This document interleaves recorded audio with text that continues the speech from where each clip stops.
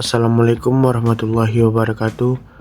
Perkenalkan, nama saya Renaldi Adahariansa Sibuan, NIM 2340500023, Prodi Manajemen Keuangan Syariah.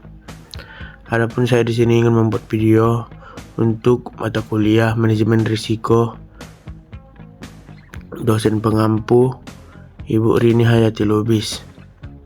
Saya di sini ingin membuat video pengertian tentang analisis risiko dan pengertian strategi mitigasi risiko.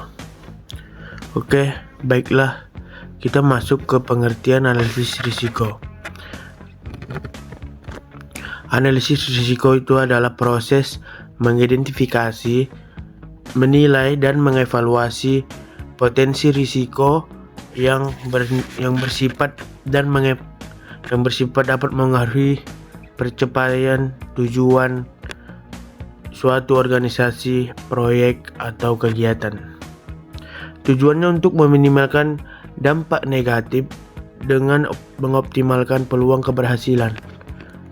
Tahapan dalam analisis risiko itu, yang pertama itu identifikasi risiko. Menentukan apa saja risiko yang mungkin terjadi, contoh keterlambatan pengiriman, kerusakan peralatan, perubahan harga bahan baku. Yang kedua itu penilaian risiko atau risk assessment. Menilai kemungkinan atau probabilitas dan dampak konsekuensi dari setiap risiko, biasanya menggunakan skala rendah, sedang, sampai tinggi. Yang ketiga itu evaluasi risiko. Menentukan risiko mana yang paling penting untuk ditangani terlebih dahulu. Yang keempat itu pengendalian atau mitigasi risiko, menyusun strategi untuk mengurangi atau menghindari dampak risiko. Contohnya itu asuransi, diversifikasi, rencana, cadangan. Yang kelima itu pemantauan dan review. Risiko bisa berubah seiring waktu, jadi perlu monitoring berkala. Itulah dia yang saya pahami tentang menganalisis risiko. Kita masuk ke tentang pengertian strategi mitigasi risiko. Nah, mitigasi risiko ini adalah langkah atau strategi yang dilakukan untuk mengurangi kemungkinan terjadinya risiko atau meminimalkan dampak jika risiko tersebut benar-benar terjadi. Tujuannya agar organisasi, proyek, atau bisnis tetap berjalan efektif dan stabil meskipun menghadapi ketidakpastian. Nah, mitigasi risiko ini ada berbagai jenis. Jenis-jenis strategi mitigasi risiko itu, yang pertama itu menghindari risiko atau risk avoidance.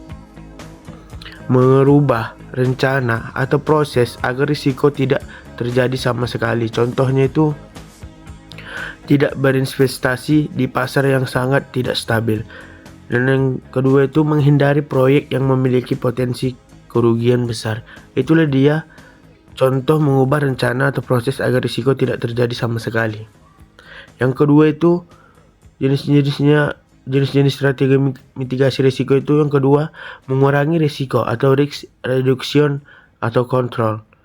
Mengambil tindakan untuk menurunkan kemungkinan atau dampak dari risiko. Contohnya itu melakukan pelatihan keselamatan kerja untuk mencegah kecelakaan. Yang kedua itu contohnya memasang sistem keamanan cyber untuk mencegah peretasan. Nah, kita masuk ke jenis yang tiga, itu memindahkan risiko atau risk transfer.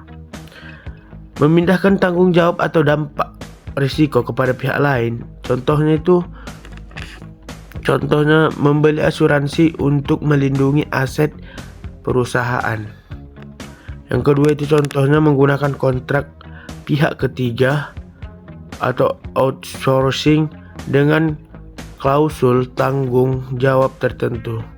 Yang keempat itu menerima risiko atau risk acceptance. Menyadari dan menerima risiko karena dianggap rendah atau biaya mitigasinya lebih besar dari dampaknya. Contohnya, perusahaan kecil tidak menutup risiko fluktuasi harga kecil karena tidak signifikan. Yang kedua contohnya, proyek menerima risiko cuaca ringan tanpa tindakan perubahan. Nah, kita masuk ke jenis yang kelima, membagi risiko atau risk sharing. Risiko ditanggung bersama oleh beberapa pihak. Contohnya itu kerjasama proyek antar perusahaan dengan pembagian modal dan risiko.